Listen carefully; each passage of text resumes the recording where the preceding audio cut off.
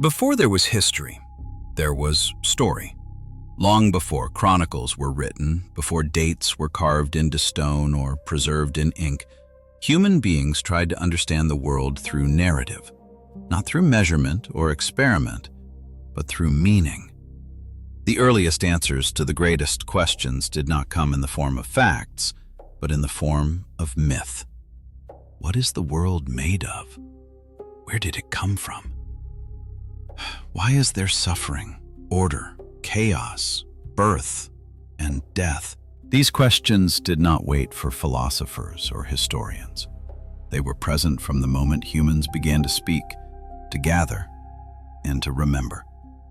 And the first responses to them were not explanations in the modern sense.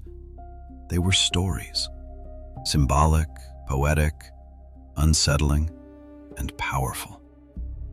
This is where the story begins. The word myth today is often misunderstood. In modern language, it is frequently used to mean something false, something disproven, something naive. Yet this understanding would have been incomprehensible to the ancient world. For early civilizations, myth was not the opposite of truth. It was the primary way truth was expressed. Myths were not created to deceive. They were created to explain. Not how the world functions mechanically, but why it exists at all, and what place human beings occupy within it. In ancient societies, there was no clear boundary between myth, religion, philosophy, and early science. These were not separate domains of thought. They formed a single framework through which reality was interpreted and lived. A myth was not merely told. It was performed, reenacted, ritualized, and woven into everyday life. It shaped moral codes, social hierarchies, and collective identity. It gave meaning to suffering and structure to chaos. It explained not only the origin of the cosmos, but the origin of law, kingship, kinship, and fate. To understand classical mythology, one must first abandon the modern expectation that truth must always be literal. Myth communicates truth in a different register. Its language is symbolic rather than analytical. Its logic is associative rather than linear. It speaks through images, archetypes, and repetition. This does not make it primitive. In many ways, it makes it extraordinarily sophisticated. Ancient myths were the result of centuries, sometimes millennia, of oral transmission. They evolved slowly, shaped by collective memory rather than individual authorship. Each generation preserved what resonated and discarded what no longer spoke to their reality. What survived did so because it carried meaning deep enough to endure. In this sense, myths are not static relics of the past. They are living structures of thought. Classical Greek mythology did not emerge in isolation. It was part of a vast cultural continuum stretching across the ancient Mediterranean and Near East.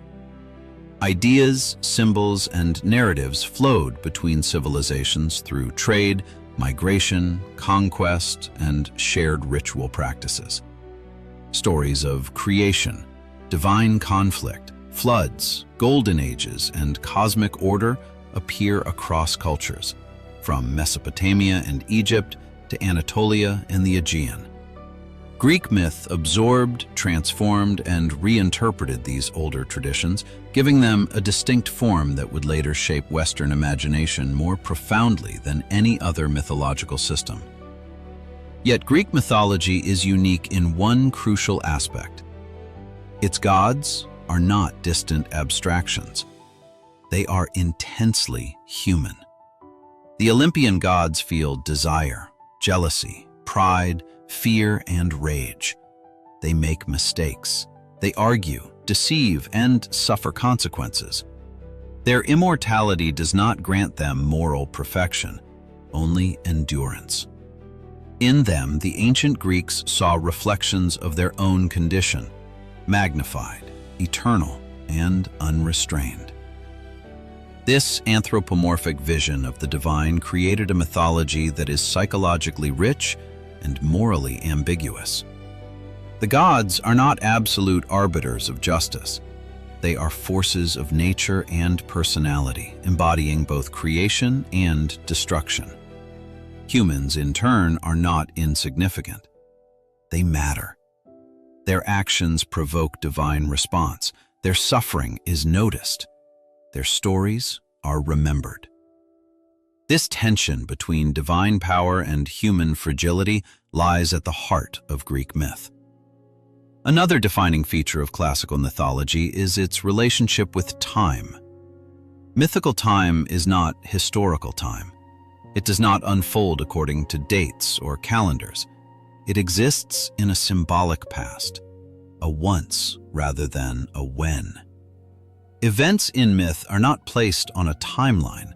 They are placed within a structure of meaning. The sequence matters less than the pattern. Creation is followed by conflict. Order emerges from chaos. Excess leads to punishment. Balance is restored, temporarily. History, as a discipline, seeks to establish what happened. Myth seeks to explain why things are the way they are. Yet the two are not enemies. In many cases, myth preserves historical memory in symbolic form. Beneath stories of gods and monsters lie echoes of real events: migrations, natural disasters, social transformations, and the collapse of older worldviews. Myth is history remembered through imagination. As writing gradually replaced oral tradition, myth did not disappear. It changed. Poets like Homer and Hesiod did not invent Greek mythology. They organized it.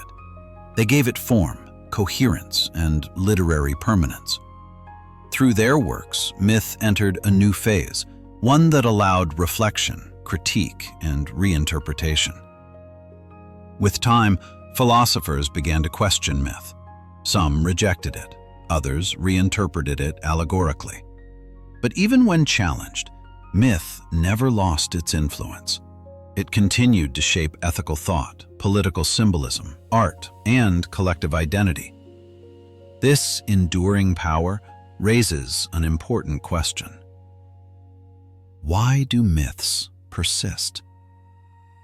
They persist because they address dimensions of human experience that facts alone cannot reach. They speak to fear, hope, guilt, longing, and the search for meaning. They offer frameworks for understanding suffering and uncertainty. They give form to the invisible forces that shape human life. In the modern world, myth has not vanished. It has simply changed its clothing. It appears in national narratives, ideological stories, popular culture, and even in the language of progress and decline. The structure remains the same: origin, conflict, fall, and renewal. To study mythology, then, is not to escape into fantasy. It is to confront the foundations of human thought. This series begins here, at the boundary where myth and history meet, where stories are not dismissed as falsehoods, but examined as vessels of meaning, where gods, heroes, and monsters reveal not what the world was, but how humans have always tried to understand it. Before dates, before empires, before written history, there was myth. And from myth, everything else followed. The past holds infinite secrets. Please hit the like button, subscribe to our channel, and activate notifications to join us on every new journey between myth and history.